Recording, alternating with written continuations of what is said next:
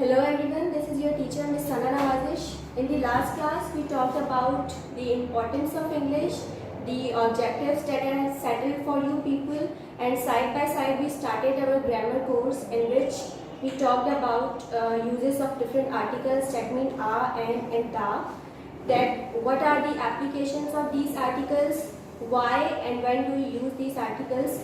And along with that video, I had sent you a worksheet and I hope that you all have solved that worksheet in a proper way. Today, we are going to start another topic that is also very important in grammar. Whenever you are reading, whenever you are writing or speaking something, you are using certain words, specific words that are your parts of speech. So what exactly do we mean by parts of speech? Since our very beginning classes, we study and we talk about these parts of speech. What do we exactly mean by these? What are the applications and benefits of these parts of speech? So whenever I am talking about parts of speech, it means that I am talking about the words that do have certain functions in a sentence. Whenever I am speaking, my speech is a combination of different words, and that words have certain functions in a sentence or in a paragraph or in a speech. So today we are going to start that parts of speech. First of all, your first part of speech is noun. That is a very basic concept. Nouns, what are nouns? These are basically naming words. How do you identify a person or a place or an animal or any object? By its name. For example, if many of the students are sitting in a class and I am going to call one of the students, I am not going to just give a symbol or a sign to talk to that person or a student. I am going to take his name because his or her name is the identification of that student. अगर मुझे किसी को बुलाना है, अगर मुझे किसी से कोई चीज़ चाहिए, अगर मैं किसी एनिमल की बात कर रही हूँ, तो उसको आइडेंटिफाई करने के लिए एक खास नाम होता है. वो नाम, वो नेमिंग वर्ड्स नाउन कहलाते हैं. So what is noun? I am going to give you a worksheet along with definitions and examples. Here I am just explaining you. Nouns are simply naming words. For example, Ali. For example, car. For example, door. For example, classroom. For example, line. These all are specific names that are given to a particular name, place or person. Then, pronoun. Pronouns are the words that are used in place of a noun, that are used instead of noun. For example, आपको छोटी classes के अंदर ऐसे लिखने को दिया जाता था. Write down an essay on your best friend, on your favorite teacher, on your pet. So whenever you are supposed to write down an essay on a particular person or an object or a particular animal, you used to write down the name in the first sentence, और उसके बाद आप जब उसके बारे में बात करते थे, आप he, she, it, they या we का यूज करते थे. So ऐसे कोई भी वर्ड्स जो किसी के नाम की जगह इस्तेमाल होते हैं ताकि आप रिपीटिशन को अवॉइड कर सकें. आप बार बार नाम ले रहे हैं. My favourite teacher name is for example sir Ramesh. Sir Ramesh is this, sir Ramesh is that. बार बार I am not going to take his name as sir Ramesh. Instead I would use a term, a word he. So वो words जो कि किसी के नाम की जगह इस्तेमाल होते हैं उन्हें हम प्रोनाउंस कहते हैं, और हम प्रोनाउन को यूज करते हैं ताकि हम रिपीटिशंस को अवॉइड कर सकें. Then third,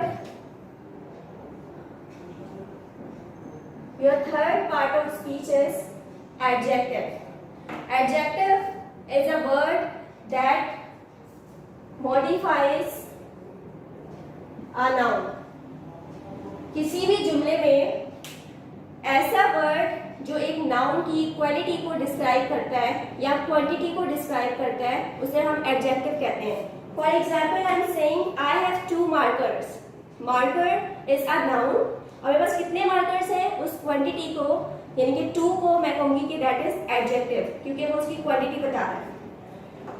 I am using black marker, so that black word is telling me the quantity of this marker. तो जब मुझे क्वालिटी या क्वांटिटी पता चल जाए कि कोई चीज़ की कितनी तादाद है या किसी चीज़ का मयार कैसा है, क्वालिटी कैसी है, उसे हम एडजेक्टिव कहते हैं।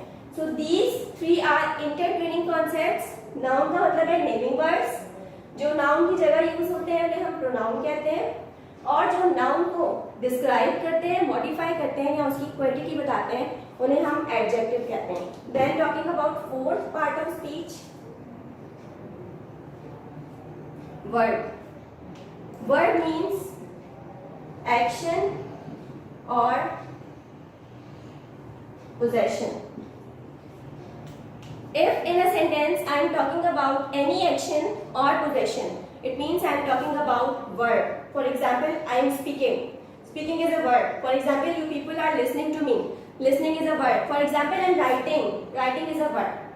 So any word that is describing an action is called as verb. Then next one is adverb. जिस तरह से एडजेक्टिव नाउन की क्वांटिटी को बताता है या क्वालिटी को बताता है, बिल्कुल उसी तरह से एडवर्ब वर्ब को क्वालिफाई करता है या मॉडिफाई करता है। It modifies a verb. For example, she is walking slowly. Walking is a verb. वो कैसा चल रही है? Slowly. So slowly is an adverb. For example, he is running fastly. Running is a verb. How is he running? कैसा भाग रहा है? तेज भाग रहा है. So fastly is an adverb. So ऐसा कोई भी word जो किसी जुमले में verb को qualify करता है, verb की quality को बताता है, उसे हम adverb कहते हैं.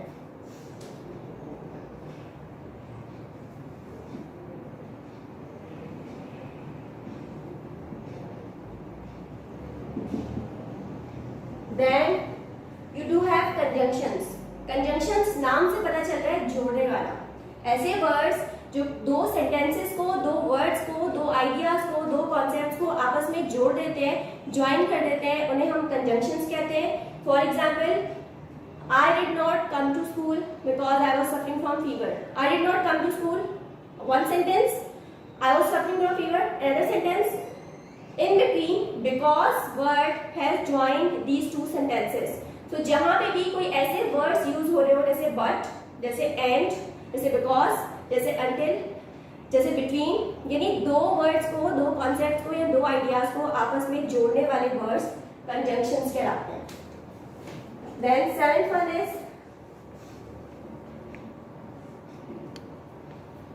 preposition. Preposition दो नाउन्स या नाउन फ्रेजेस के बीच में रिलेशनशिप को शो करता है। प्रीपोजिशन एक अलग से पूरा टॉपिक है जो आपको इन फ्यूचर पढ़ाऊंगी। प्रीपोजिशंस बहुत सारे होते हैं, in, on, for, beside, under, inside, outside, बहुत सारे प्रीपोजिशंस होते हैं और हर किसी का अपना अपना स्पेसिफिक फंक्शन होता है और ये एक अलग से पूरा टॉपिक है।